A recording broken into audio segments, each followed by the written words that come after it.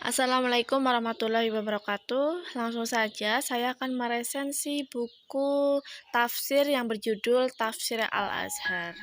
Adapun identitas dari buku tersebut, yang pertama itu ada judul buku Tafsir Al-Azhar, penulis Profesor Dr. Haji Abdul Malik Karim Amrullah atau Buya Hamka, penerbitan pertama Tafsir Al-Azhar pada tahun 1968 oleh penerbit pembimbing masa, yaitu dari juz pertama hingga juz keempat.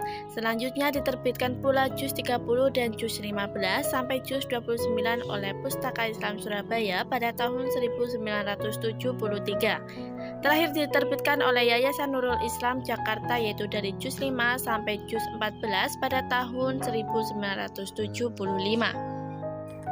Adapun isi buku dari buku yang berjudul Tafsir Al-Azhar ini karya Buya Hamka, beliau menyatakan metode pentafsiran yang digunakan pada bagian pendahuluan kitab tafsirnya yaitu di bawah judul haluan tafsir. Setelah dilakukan pemeriksaan, Hamka menggunakan metode-metode berikut ini ketika menafsirkan Al-Quran. Adapun metode yang pertama yaitu metode tafsir Al-Quran dengan Al-Quran. Hamka mengaplikasikan metode ini dalam menafsirkan ayat-ayat Al-Quran sebagaimana ulama tafsir yang lain. Namun tidak semua ayat-ayat Al-Quran ditafsirkan dengan metode tersebut. Penggunaan metode tersebut dapat dilihat ketika beliau menafsirkan surat Al-Qasas ayat 60 yang berfirman, yang artinya dan apa yang saja yang diberikan kepada kamu, maka itu adalah kenikmatan hidup di duniawi dan perhiasannya. Sedang apa yang di sisi Allah adalah lebih baik dan lebih kekal. Maka apakah kamu tidak memahaminya? Untuk menjelaskan bentuk perhiasan tersebut, Hamka membawakan surat Al-Imran ayat 14 yang artinya dijadikan indah pada pandangan manusia kecintaan kepada apa-apa yang diingini, yaitu wanita-wanita, anak-anak, harta yang banyak dari jenis emas, perak, kuda pilihan, binatang-binatang, ternak dan sawah ladang. Itulah kesenangan hidup di dunia dan di sisi Allah lah tempat kembali yang baik, yaitu surga. Hamka menjelaskan bahwa semua perhiasan tersebut adalah benar, tetapi beliau menegaskan bahwa ia hanyalah perhiasan dunia yang tidak kekal. Yang kekal adalah surga Allah yang telah tersedia bagi mereka yang beramal soleh. Lalu ada metode yang kedua yaitu tafsir Al-Quran dengan hadis.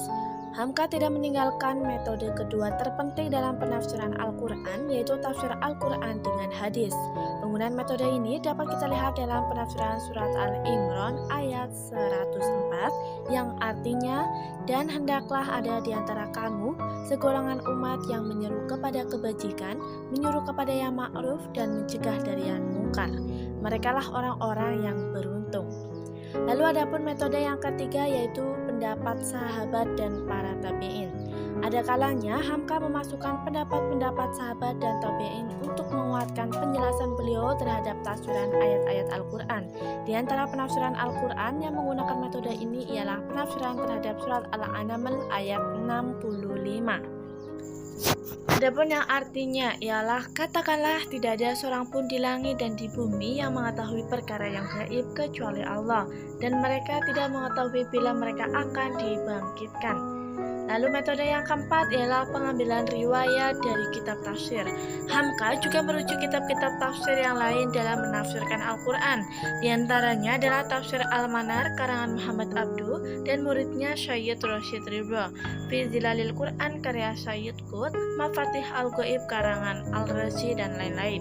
Ini menunjukkan bahwa beliau tidak terikat kepada satu referensi untuk memastikan ketepatan dan kesesuaian tafsiran beliau. Adapun metode yang kelima ialah penggunaan syair. Hamka dikenal sebagai pujangga Islam dan sastrawan. Oleh karena itu, beliau juga memasukkan unsur-unsur syair dalam ulasan terhadap ayat-ayat Al-Quran, baik syair karya beliau sendiri maupun karya sastrawan Islam lainnya seperti Iqbal.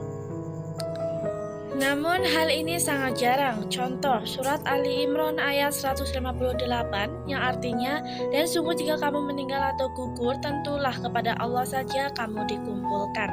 Lalu metode yang keenam ialah penafsiran dengan pendapat ra'yu atau sendiri.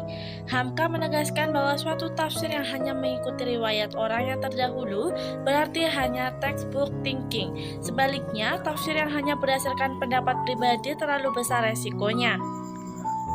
Baik, setelah kita mengetahui isi buku dari Tafsir Al-Azhar ini, maka kita tahu kelebihan dan kekurangan buku Tafsir Al-Azhar karya Buya Hamka. Adapun kelebihan yang pertama yaitu berbahasa Indonesia menjadi salah satu kelebihan, sehingga tafsir ini mudah dipahami oleh bangsa Indonesia. Dan yang kedua, penyeleksian terhadap hadis-hadis. Dan kelebihan yang ketiga ialah tidak memasukkan unsur-unsur Israiliyat. Kalaupun beliau menuliskan kisah-kisah Israiliyat, biasanya hanya untuk disebutkan kesalahannya. Bahkan kisah yang datang dari sahabat pun akan beliau tolak jika memang beliau anggap tidak sesuai dengan Al-Quran ataupun hadis. Adapun kelemahan dari Tafsir Al-Azhar ini, yang pertama kurang ketatnya penyeleksian terhadap hadis-hadis.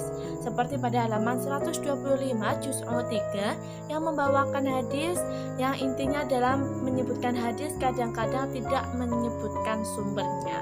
Seperti contohnya pada halaman 106, bahkan Nabi telah memesankan janganlah langsung dibenarkan dan janganlah langsung didustakan. Kita tahu dari situ tidak ada sumber yang disebutkan. Baik, itulah penyampaian resensi mengenai buku Tafsir Al-Azhar karya Buya Hamka. Apabila dalam penyampaian resensi saya banyak salah kata dan kekurangan, saya mohon maaf yang sebesar-besarnya dan saya pamit undur diri. Terima kasih. Wassalamualaikum warahmatullahi wabarakatuh.